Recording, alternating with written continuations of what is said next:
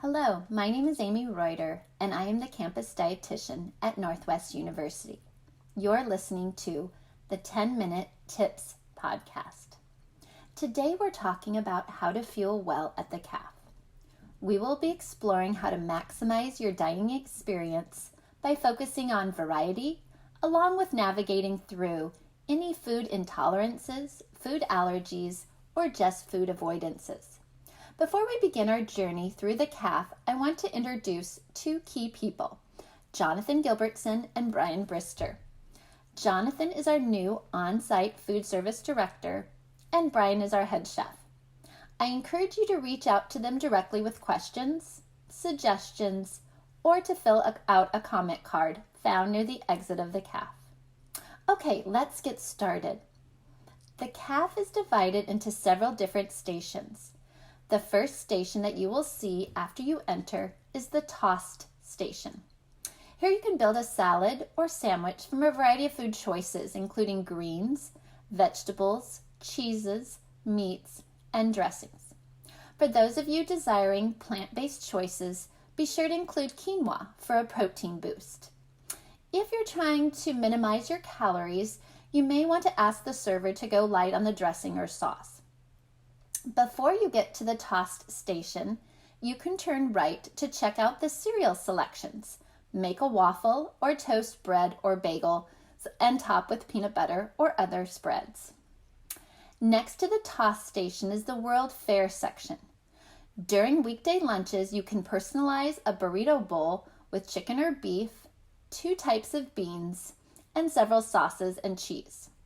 If you're trying to cut back on calories, you may want to ask for a small serving and choose guacamole or sour cream or cheese, but maybe not all 3. If you're wanting to increase your protein amounts, you may want to ask the server for a little bit more chicken, beef, or beans. The next station on your right is the signature Entree station. Here you will find a featured dish, which often includes a protein source, usually chicken, fish, or meat, a starch, such as rice, potatoes, or pasta, and a vegetable or 2. If you turn right after the signature Entree station, you will find the salad bar. This is a do-it-yourself station where it's a great place to load up on a variety of raw vegetables, beans, salad greens, along with tofu, kimchi, and occasionally fruit. At the end of the salad bar is the soup station. 2 soups are featured daily, generally a cream-based one and a broth or a tomato-based choice. The most common soup that you can count on at least 4 days a week is chicken noodle. Across from the soup station is the grill. Put your order in for a burger, chicken tenders, black bean burger, fish and chips, or fish tacos. To the left of the grill is the pizza station. 2 pizza varieties are featured each day. If you want to avoid gluten, you can order a cauliflower crust pizza from the grill. You just may need to wait a few extra minutes since it is frozen. Next to the grill is the gluten-free zone. You will often find gluten-free vegetables or gluten-free starches here.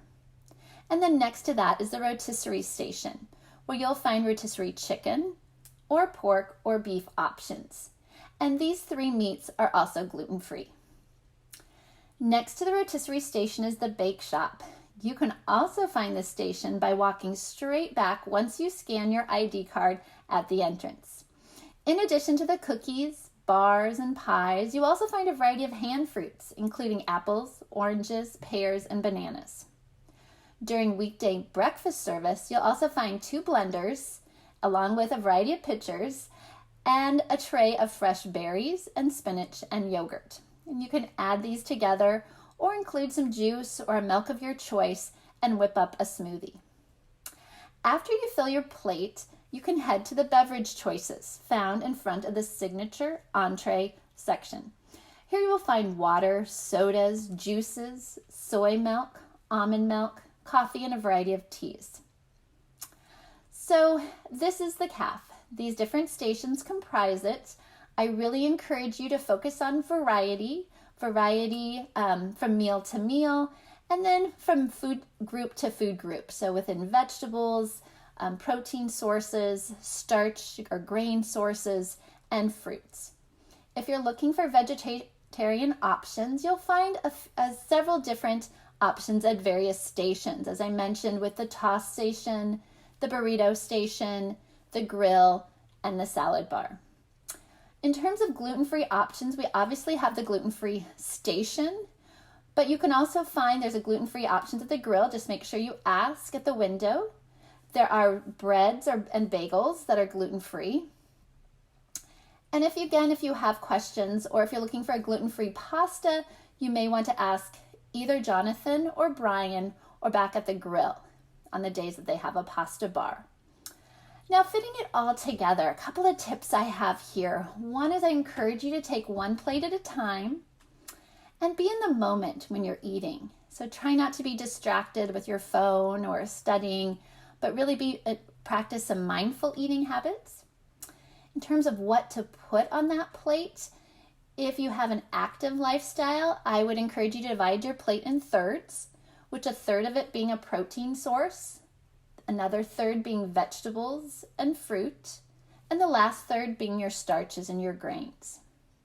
If you're finding that your lifestyle is not as active, you may want to divide it in fourths, where 1/4 of your plate is the starch and grains, 1/4 is the protein sources, and then the other 2/4 or half of your plate being vegetables and fruit.